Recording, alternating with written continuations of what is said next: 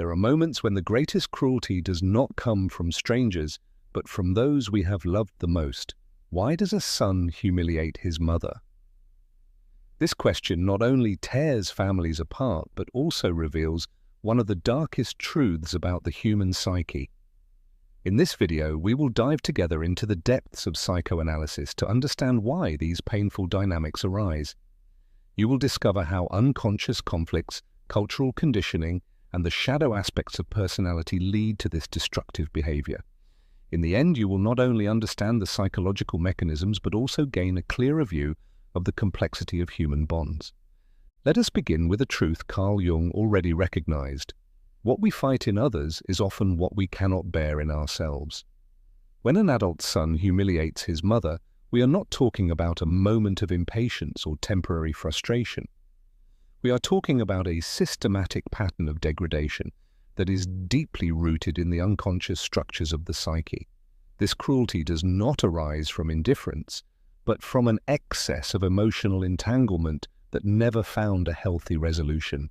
Jung taught us that the mother in the psyche of the son is not just a person, but an archetype. She represents the primal source, the sense of security, but also dependence. When a son attacks his mother, he is not only fighting a single person, but the entire spectrum of his earliest emotional experiences. He is fighting the memory of his own helplessness, his neediness, his original vulnerability. Humiliation becomes the language of an affect that has found no other form of expression. And imagine, a child who never learned to name his complex feelings toward his mother becomes an adult who can only express those feelings through destruction. The love that was too overwhelming turns into rage. The gratitude that felt too heavy turns into hatred. The longing for closeness turns into brutal distancing. This dynamic becomes particularly evident in moments when the mother shows weakness, when she ages, when she becomes ill, when she needs help. Then the original roles are reversed. The son, who was once the one in need, suddenly finds himself in a position of power. But instead of meeting this change with compassion, he reacts with unconscious revenge for all those years of dependence. Carl Jung recognized that we often attack what most resembles us, or what reminds us of our own weaknesses. The mother who devoted her entire life to her son becomes a mirror of his own neediness. Her love reminds him that he was once completely dependent on her. Her pride in him confronts him with the fact that his identity is partly built on her devotion. Here lies one of the deepest psychological truths. The humiliation of the mother is often a desperate attempt to rid oneself of emotional guilt. The son tries to create distance through cruelty, a distance that seems emotionally unreachable to him. He believes he can only be truly autonomous if he devalues the source of his original dependence. But this never works. Every attack on the mother is simultaneously an attack on a part of himself. Every humiliation he inflicts on her also humiliates the child within him who once loved this woman unconditionally. This cruelty becomes a vicious cycle in which the son falls deeper into his own emotional wounds. Freud would say that repression is at work here. The son represses the positive feelings toward his mother because they feel too threatening. They threaten his self-image as an independent, strong man. And so what is repressed returns in the form of aggression. The love that is not allowed to exist becomes a drive for destruction. Let us look more closely. When a son humiliates his mother, he often speaks the language of projection. He projects his own weaknesses, fears, and unfulfilled desires onto her. The mother becomes the scapegoat for all his own shortcomings. She is accused of being too clingy, while he himself has not learned to set healthy boundaries. She is portrayed as manipulative, while he cannot honestly express his emotional needs. These projections are often so intense that the son no longer perceives the mother's reality. He sees only the distorted image that reflects his own unconscious conflicts. The living, complex woman disappears behind the shadow of his own inner battles. Jung also taught us that the shadow contains everything we reject in ourselves. When a son systematically humiliates his mother, he is often fighting traits in her that he also carries within himself but cannot accept. Her emotionality is attacked because he fears his own feelings. Her care is mocked because he cannot admit his own longing for connection. The tragedy lies in the fact that these battles maintain a connection that should have long since been transformed. The son who humiliates his mother is, paradoxically, still emotionally entangled with her. He fights so fiercely against her because he has never truly separated from her on an emotional level.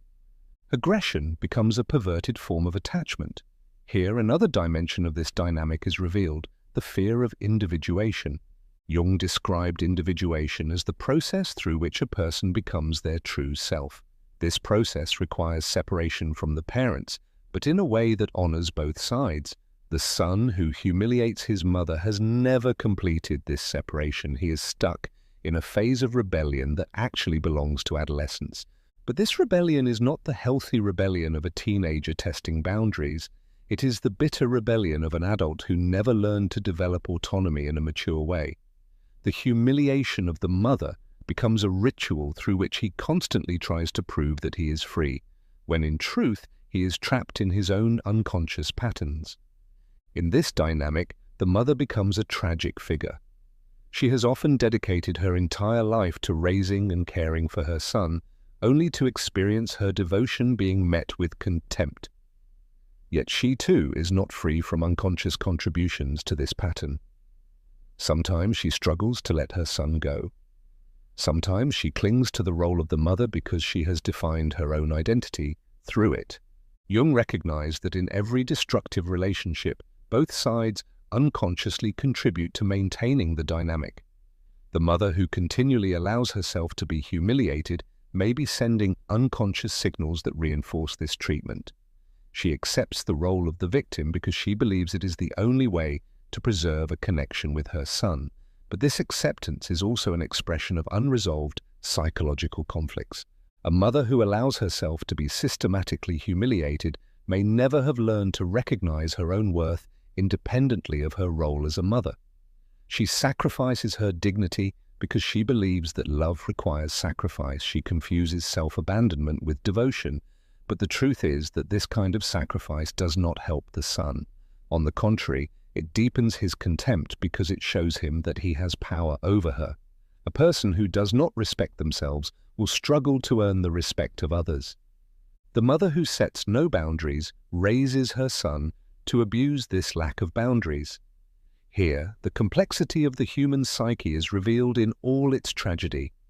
Both sides are trapped in unconscious patterns they cannot see. The son fights against a mother who, in the form he fights, doesn't truly exist. The mother loves a son who interprets her love as weakness and punishes her for it. This dynamic is often passed down through generations. A son who humiliates his mother may have witnessed his father treating her the same way. He unconsciously replicates patterns internalized in childhood. The humiliation of the woman becomes learned behavior, perceived as normal. At the same time, a mother who allows herself to be humiliated may have experienced a childhood in which self-respect was never nurtured. She passes on to her son what she herself never learned, the art of respecting and protecting oneself. Thus, a cycle of emotional destruction perpetuates itself, one that can only be broken through conscious work on unconscious patterns. This requires courage from both sides. The courage to face and integrate one's own shadows. Another crucial factor in this destructive dynamic is what we can call a narcissistic wound. When the son grows up and is confronted with his own shortcomings, the mother becomes a threatening witness to his weaknesses. She has seen him in his most vulnerable moments. She knows his fears, his tears, his childhood dependencies. For a man trying to maintain an image of strength and invulnerability, this kind of witness becomes an unbearable threat. The mother is no longer seen as a loving protector, but as a danger to his fragile self-image.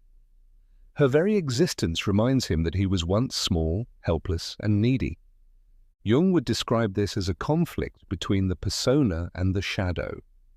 The persona is the mask we show to the world, while the shadow contains everything we reject in ourselves.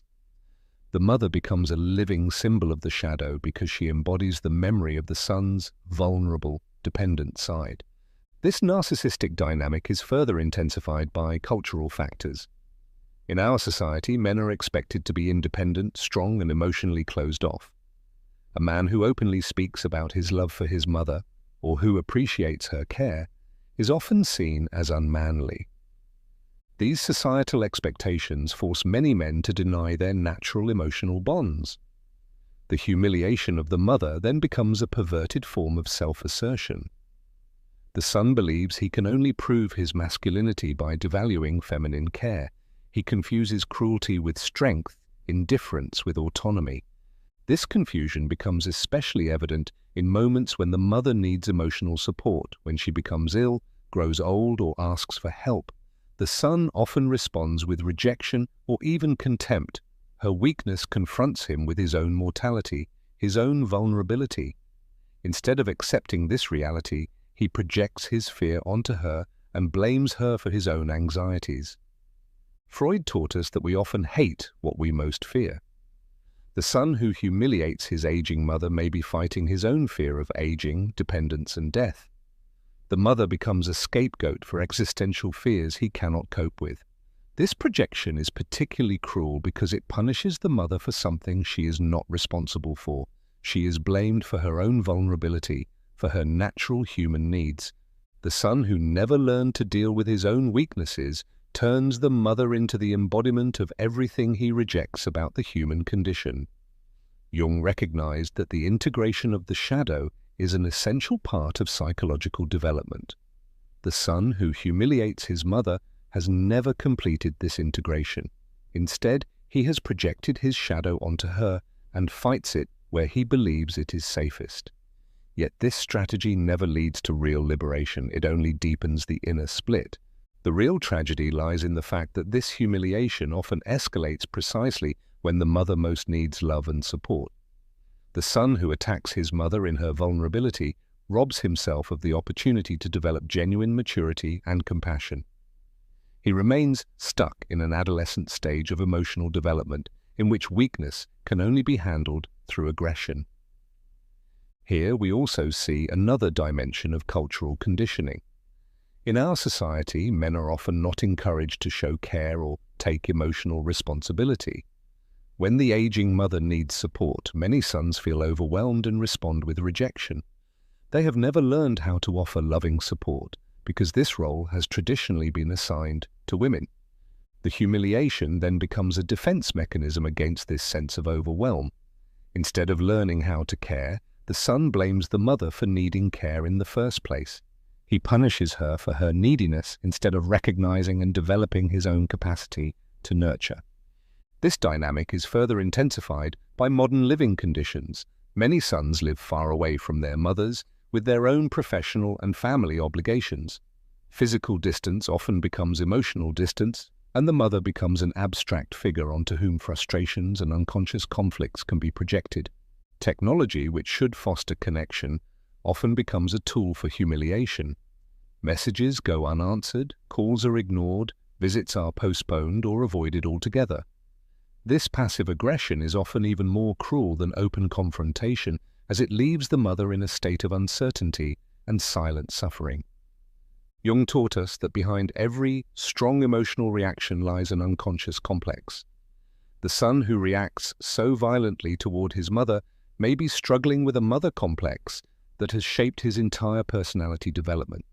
This complex can involve both excessive dependence and excessive resistance. Some sons are so deeply entangled with their mother that they have never fully developed their own identity. They still exist in a symbiotic relationship that threatens their autonomy. Humiliation then becomes a desperate attempt to free themselves from this psychological entanglement, but instead of healthy separation, they choose the path of destruction. Other sons, by contrast, have developed an excessive aversion to anything maternal. They fear any form of emotional closeness because they equate it with a loss of autonomy. The mother becomes a threat to their hard-won independence, and they respond with preemptive aggression.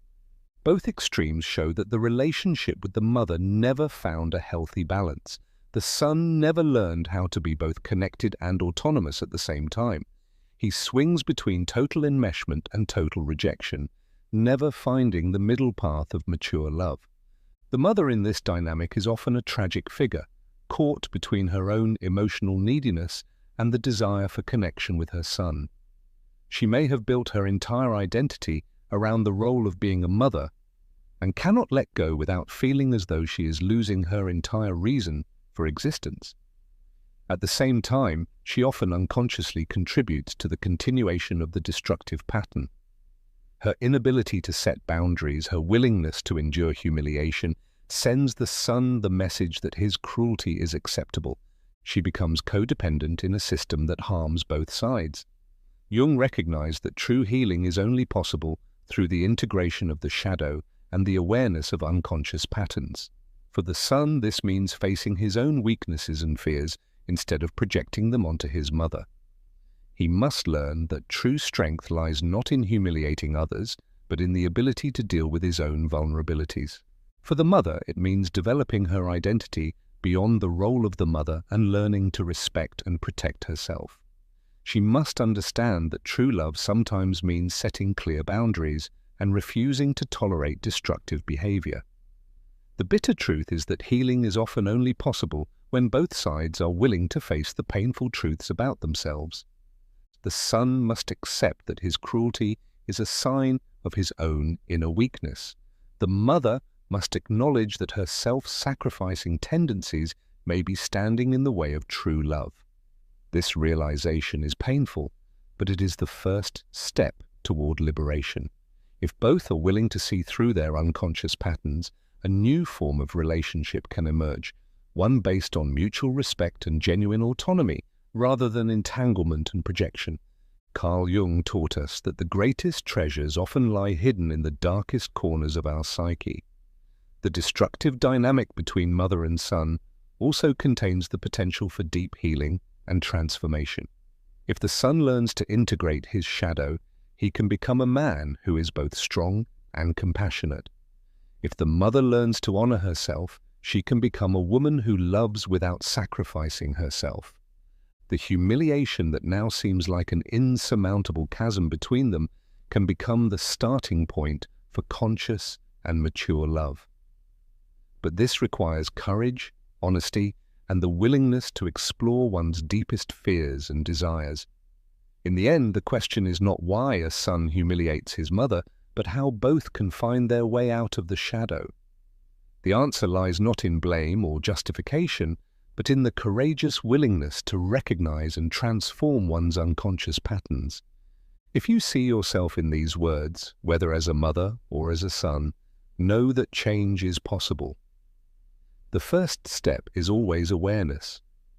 The awareness that behind every act of cruelty lies a wounded soul seeking healing. Jung once said, "Everything that irritates us about others can lead us to an understanding of ourselves." The irritating, painful aspects of our most important relationships are often the gateways to our deepest growth. The mother relationship, with all its shadows and complexities, remains one of the most powerful arenas for psychological transformation.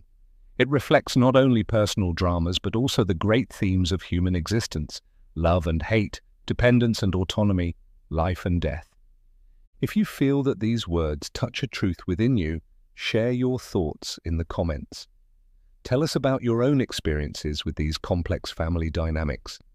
And don't forget to subscribe to this channel for more in-depth analyses of the human psyche, because only by understanding our darkest impulses can we find our brightest light.